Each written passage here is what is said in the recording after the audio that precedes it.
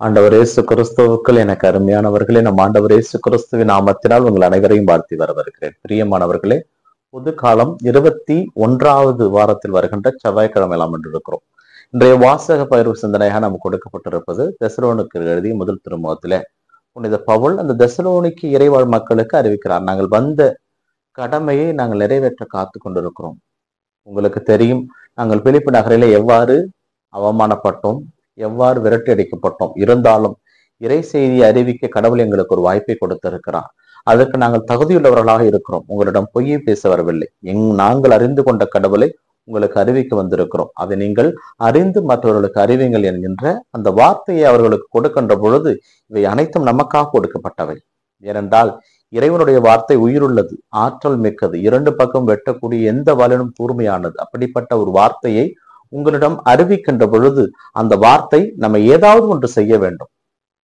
ஒரு கல்லிடமோ ஒரு மரத்திடமோ அந்த இறைவார்த்தை அறிவிக்கின்ற பொழுது அந்த கல்லோ அந்த மரமோ அதற்கேற்ற ஒரு செயல்பாடை தன் வாழ்விலை செய்யும். அந்த மரம் பூத்துக்குள்ளும், நன்றாக காய்க்கும், கனி கொடுக்கும், பலன் கொடுக்கும்.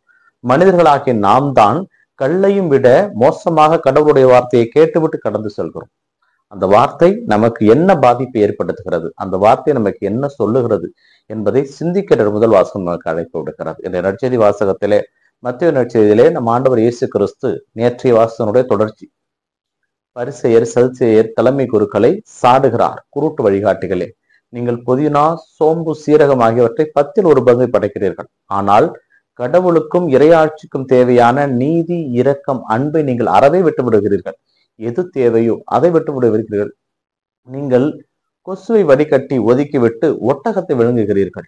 நீங்கள் உங்கள் பாத்திரத்தை வெளியிலே சுத்தம் செய்கிறீர்கள், உள்ளே கொள்ளை பொருட்களால் நிரம்பி இருக்கின்றது. ஆகையால் நீங்கள் முதலில் சுத்தமாக இருங்கள். உங்களுடைய செயல்பாடுகள் சுத்தமாக இருக்கட்டும். நீங்கள் பேசுவது ஒன்று, நடப்பது ஒன்று. உங்கள் எண்ணங்கள் வேறு மாதிரியாக இருக்கிறது. ஆனால் மக்களிடமிருந்து பிடுங்காதீர்கள், ஏழைகளிடமிருந்து வஞ்சிக்காதீர்கள். ஏனென்றால் இன்று குருக்கள் என்று சொல்லிக்கொண்டு, கடவுளுடைய அடியாட்கள் என்று சொல்லிக்கொண்டு ஏழை எளியவர்களின் பங்கை திருடுகிறார்கள், பிடுங்குகிறார்கள்.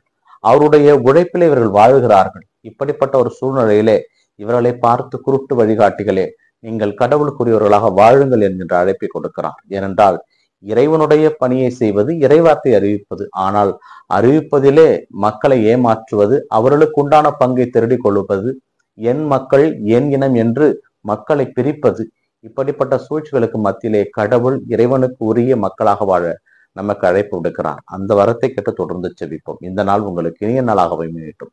இறைவனை சென்று வாழ்த்து தருவாராக. ஆமென்.